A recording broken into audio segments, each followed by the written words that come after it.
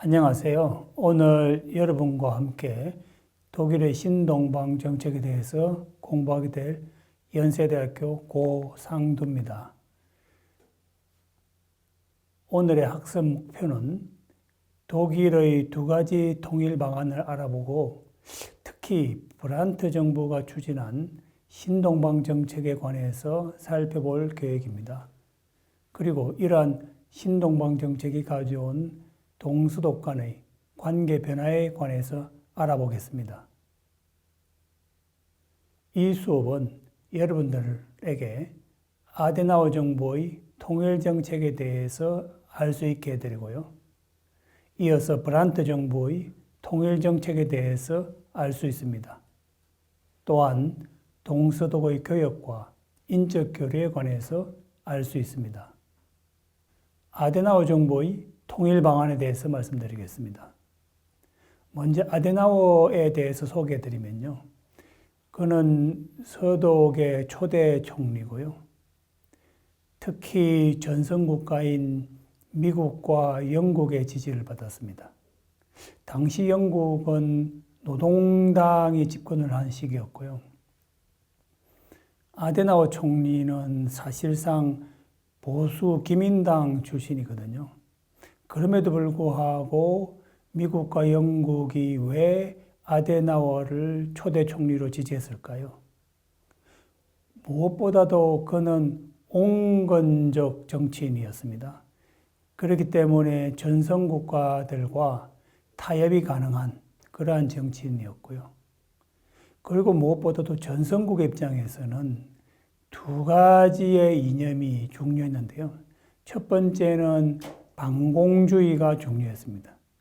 왜냐하면 그 당시 유럽은 소련의 외부적 위협에 직면하고 있었기 때문에 전성국가 입장에서는 소련에 대항할 수 있는 그런 반공적 정치인이 필요했습니다. 아데나워는 가톨릭 신자로서 기민당 대표이면서 미군 주둔을 지지하는 그러한 보수적인 그리고 반공적인 정치인이었습니다. 또한 2차 대전 이후 독일에서는 반나치 경력을 가진 정치인이 국민적인 지지를 받을 수 있었습니다. 아데나워는 쾰른 시장을 역임했고요. 또 정치인으로서 나치에 저항하고 구금당한 그런 경력도 있습니다. 2차 대전 직후에 유럽의 국제적 상황을 잠시 살펴보면요. 서독은 정치적으로 많은 제약을 받고 있었습니다. 다시 말씀드리면 독일은 패전국이민 동시에 분단국이었습니다. 이러한 제약에서 벗어나기 위해서 서독의 초대 총리는 많은 노력을 해야 됐습니다. 패전국이라고 하는 것은 서독이 완전한 주권을 가지고 있지 못했다는 것이고요. 특히 외교 안보 분야에서 전성국이 비토권을 가지고 있었습니다. 다시 말씀드리면 서독은 내치에서는 주권을 가지고 있었지만 외교 안보와 관련해서는 전성국이 반대하면 그것을 관철할 수 없는 그런 상황이었습니다.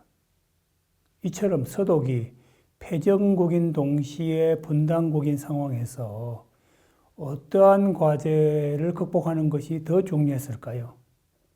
당시 서독은 분단이란 문제는 당장 해결할 수 없는 문제라고 보고 그것보다 더 시급하고 또 단기간에 해결할 수 있는 패전국 지위를 극복하는 데 국가의 가장 최우선 목표를 삼았습니다. 다시 말씀드리면 국제사회에서 우선적으로 정상적인 국가로 인정을 받고 정상적인 구성원으로 복귀를 한 다음에 장기적으로 분단을 극복한다라고 하는 것이 서독의 외교 정책이었습니다. 아데나워 총리는 단독 대표권을 주장했습니다. 이것은 내부적으로 1949년도에 내각 결정에 의해서 모든 서독 정부 기관은 동독 정부 기관과 접촉을 금지했습니다.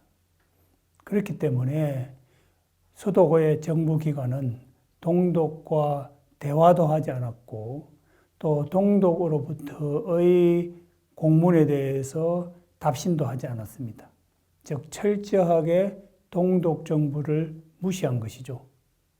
왜냐하면 동독 정부는 민주적 절차에 의해서 선출된 기관이라고 인정하지 않았기 때문입니다. 또 외부적으로도 동독을 인정하지 않는 그런 할슈타인 외교 원칙을 표방했습니다. 할슈타인 외교 정책이라고 하는 것은 동독을 국가로 인정하는 나라와는 수교하지 않겠다라고 하는 내용입니다. 그렇지만 서독은 아주 예외적으로 소련과는 수교했습니다. 1955년에 전쟁이 끝나고 약 10년 만에 서독은 소련과 수교를 했는데 동독을 인정하는 국가와는 수교를 하지 않겠다는 할슈타인 원칙을 반대한 것이죠. 왜 서독은 동독의 종주국가인 소련과는 수교를 했을까요? 그 이유는 아데나워의 통일정책은 힘의 정치에 기반하고 있기 때문입니다. 여기서 힘이라고 하는 것은 군사력이 아니라 경제력입니다. 즉 서독은 경제력을 키워서 통일을 하겠다는 것인데요. 그럼 어떻게 경제력으로 독일 통일을 이루어갈 수 있겠습니까? 즉 서독은 동독이 단순히 소련의 위성국가라고 보았습니다. 그렇기 때문에 통일의 결정을 동독은 할 수 없다라고 보고 소련과의談판을 통해서 통일을 이루어내겠다는 것인데, 그러면 소련을 설득하고 소련과談판할 수 있는 힘은 경제적인 힘을 통해서 가능하다라고 보았기 때문에 소련과 긴밀한 경제적인 협력 관계를 수립하는 것이 먼저라는 것이죠. 그래서 소련의 입장에서는 서독과의 경제적인 관계는 점차 긴밀해지고 동독은 서독과의 체제 경쟁에서 뒤처짐으로 해서 소련에게는 동독이 경제적인 부담이 되고 서독과의 협력은 소련에게 경제적인 이득이 된다라고 하면 장기적으로 소련은 동독을 포기하고 서독과의 협상을 통해서 통일을 승인할 것이다 라고 본 것입니다. 그래서 서독 입장에서는 경제력이라고 하는 힘을 키워서 결국은 통일을 이루어내겠다라고 하는 것이죠. 그렇다면 서독 입장에서는 그 힘을 어떻게 키울 수 있겠습니까? 서독은 자신의 경제력을 키울 수 있는 기회를 유럽 통합에 참여함으로 해서 찾을 수 있다고 보았습니다. 2차 대전 이후 서독은 전국적으로 파괴되었고 그렇기 때문에 전후복구가 절실히 필요했고요.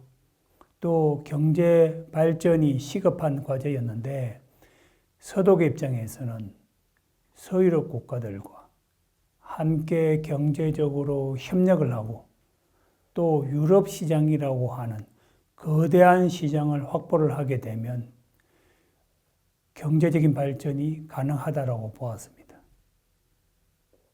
이러한 구상에 따라서 서독의 라인강의 기적은 유럽 통합에 참여함으로 해서 이룩하게 되었습니다.